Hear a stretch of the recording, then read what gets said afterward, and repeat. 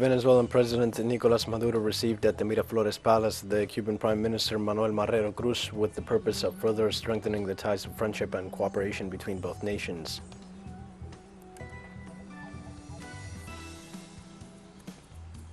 Mexico maintains its demand to the United States not to exclude any country from the Summit of the Americas, a call in which leaders from Central America and the Caribbean joined. The United Nations organization announced that it has credible information about the torture of Russian prisoners by Ukrainian militias.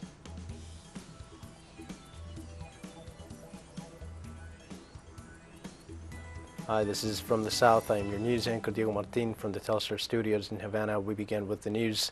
In Venezuela, President Nicolas Maduro received the Prime Minister of Cuba, Manuel Marrero as a part of a working visit. The purpose of the visit is to review the map of bilateral cooperation between Caracas and Havana, which date back more than 20 years. Both reaffirmed the strength of the ties of fraternity between the nations. In this regard, the Premier Marrero remarked their support to the Bolivarian Republic and to the administration of President Maduro. He also highlighted the importance of the Cuba-Venezuela alliance in the fight against the unilateral coercive measures imposed by the government of the United States.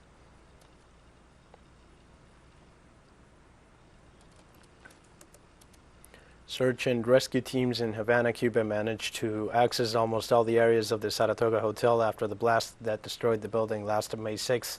The chief of the fire department, Luis Carlos Guzman, said the rescue operation is still underway in the midst of very difficult and dangerous conditions while keeping strict security measures to safeguard the lives of those involved in the operation.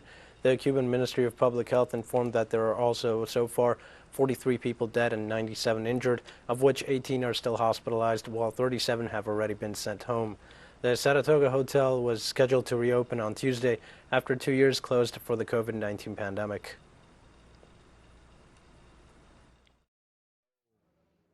We have been able to reach practically 100% of the hotel's area. This does not mean that the search has been completed, but we have been able to access most places, taking all the security measures. We have forces in all the areas. We have mainly worked with the information provided by the workers who were here that day and the information about the hotel's public areas. From Cuba, the Gaviota Tourism Group offered an update report 72 hours after the accident at the Saratoga Hotel in the capital city of Havana. The group's spokesman, Roberto Enrique Calzadilla, also expressed his condolences on behalf of the company for the lives lost.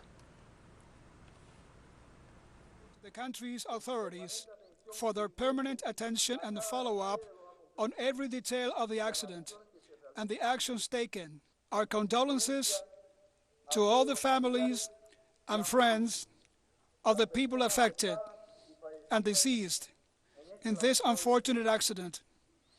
In this uninterrupted search for more than 72 hours, the greatness of the Cuban people has been shown once again. Their spirit of solidarity and the support of many friends of Cuba all over the world. Calzadilla also emphasized the complexity of the search efforts following the accident while reaffirming the presence of different authorities at the scene of the incident to assist the families of the victims. Our search and rescue force continues the uninterrupted work of these missing persons in very complex and difficult conditions. At this moment, the management of the Gaviota Tourism Group and the territorial delegation continue to give the highest priority to the permanent assistance to the families and friends of the missing, deceased, and injured people. We maintain the permanence in our command post to keep the victims' families informed. Former Colombian military officers acknowledged on Tuesday before the transitional justice system their responsibility in the fake positives occurred in Bogotá and Soacha. On this occasion, the Special Jurisdiction for Peace summoned high-ranking military officers involved in the murders of 14 innocent citizens in Soacha and 5 in Bogotá to give their account. These members of the military availed themselves of the opportunity that the Transitional Tribunal gives them to tell what they know about these crimes in exchange for legal guarantees.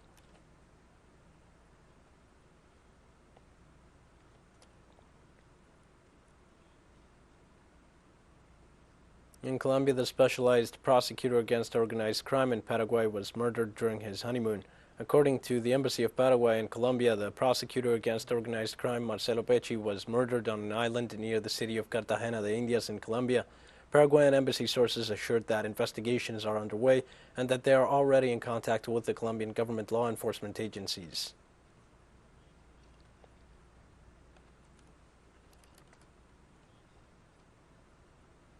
And in Paraguay, President Mario Abdo Benitez made a statement after the murder of the prosecutor who specialized in the fight against drug trafficking, Marcelo Pecci, on the island of Baru in Colombia.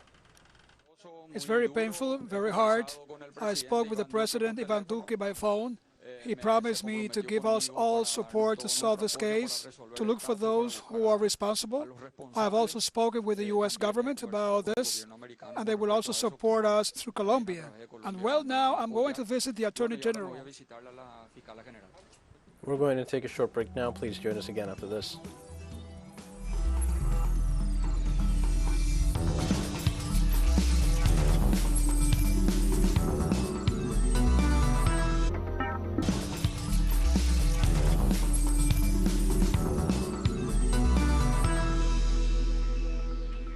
Hi, and welcome back to From the South. Mexican President Andrés Manuel López Obrador said on Tuesday he would not attend the United States-hosted Summit of the Americas if all countries in the region were not invited, and would send Foreign Minister Marcelo Ebrard in his place. The Mexican head of state said during his regular news conference that his absence at the summit in Los Angeles next month was unlikely to cause tensions with the United States. This is López Obrador's strongest stance yet in his efforts to get the United States to extend invitations to all of the region's governments.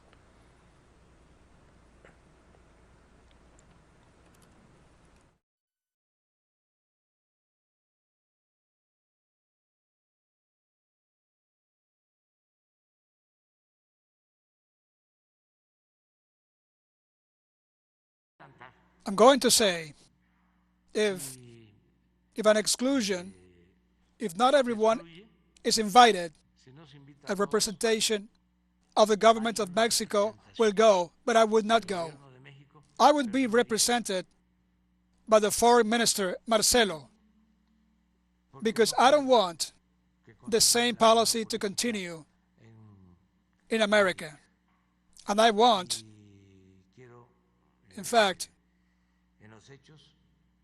to validate independence, sovereignty, and to manifest myself for universal fraternity. We're not for confrontation. Mexican President Andrés Manuel López Obrador also said that the attendance at the Summit of the Americas has not been resolved yet and that Mexico seeks the unity of all the Americas. We have not yet decided on the participation in the Los Angeles Summit because we are proposing that no one be excluded because we are seeking the unity of all America, and we feel that there should be no confrontation, that even with the differences, we have to dialogue and unite all Americans. The president of the plurinational state of Bolivia, Luis Arce Catacora, supports the inclusion of all the countries of the region in the Summit of the Americas. On his official Twitter account, the Bolivian executive stated that in accordance with the principles and values of his nation, a Summit of the Americas that excludes American countries will not be a full Summit of the Americas, and if the exclusion of brotherly peoples persists, he will not participate in the upcoming Americas Summit to be held in the U.S. city of Los Angeles.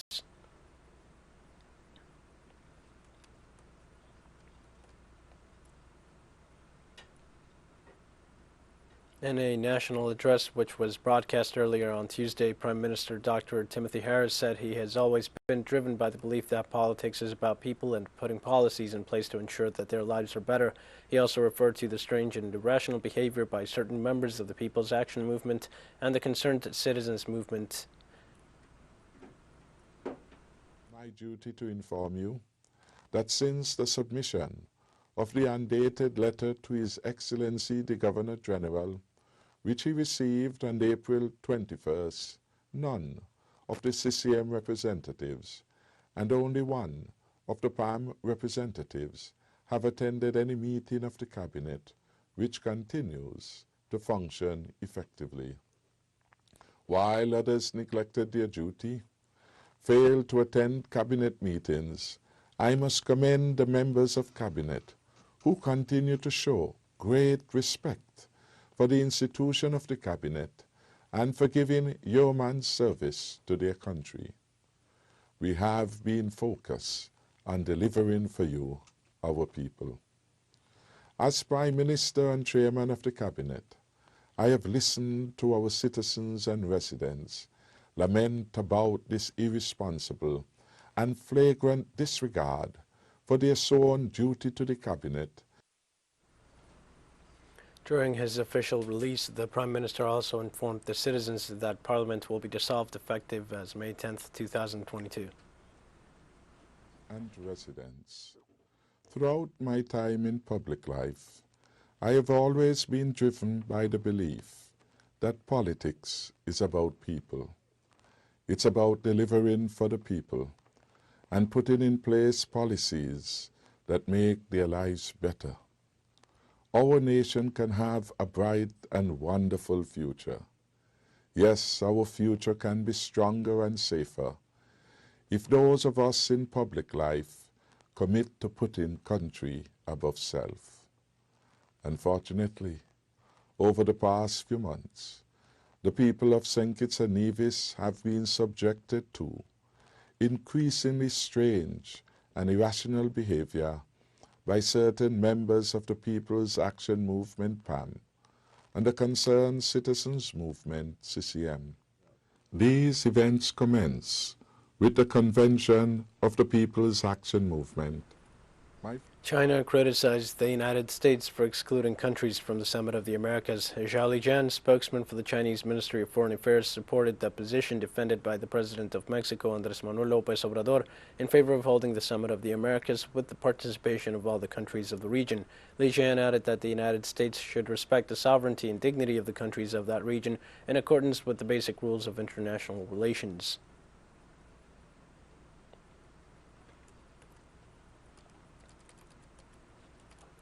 Chinese President Xi Jinping held a phone conversation with French President Emmanuel Macron Tuesday to promote the development of China-France relations and agreed that all parties concerned should support Russia and Ukraine in restoring peace through negotiations.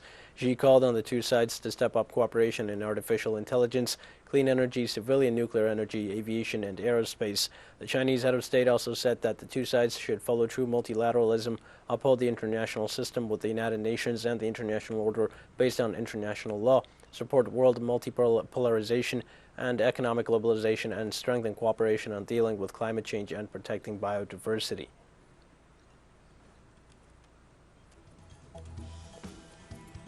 We have more news coming up after a final short break. Please stay with us.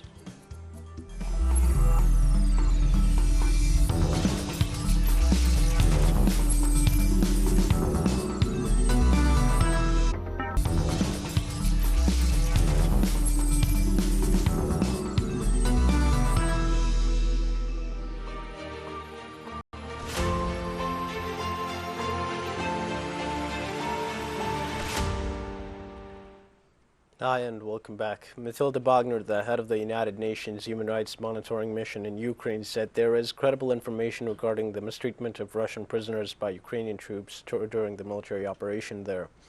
Bogner said on Tuesday the mission received credible information of torture, ill treatment, and incommunicado detention by Ukrainian armed forces of prisoners of war belonging to the Russian armed forces and affiliated armed groups.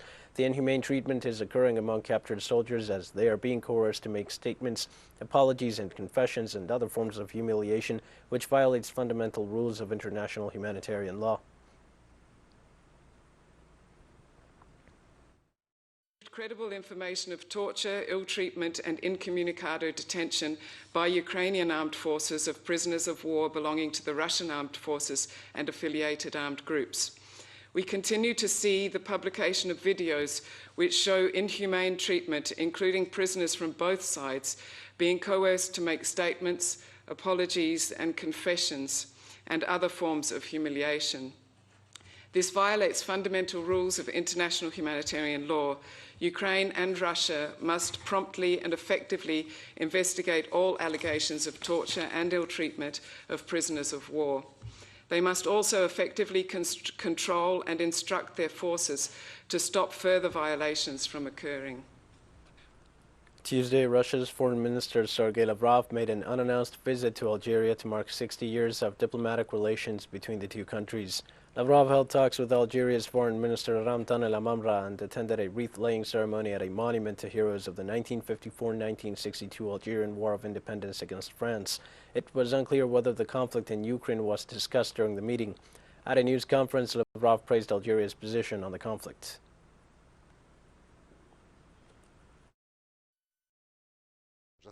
As far as the Algerian position on the Ukrainian issue is concerned, I had already expressed our high respect for this position.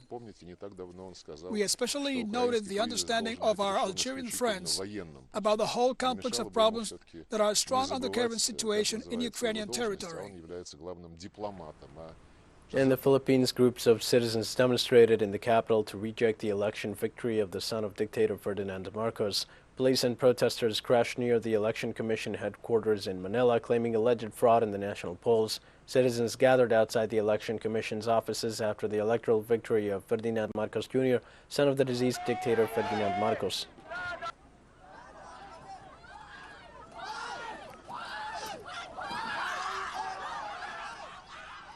In Sri Lanka, mobilizations continue, defying the 36-hour curfew throughout the country. Several hundred demonstrators continue to chant slogans against the government. According to press reports, some people attacked the homes of government supporters, but the violence that erupted on Monday had largely subsided. 8 people have been killed so far, including a ruling party lawmaker and 2 police officers, and 229 injured are the result of the violence, according to Defense Ministry sources.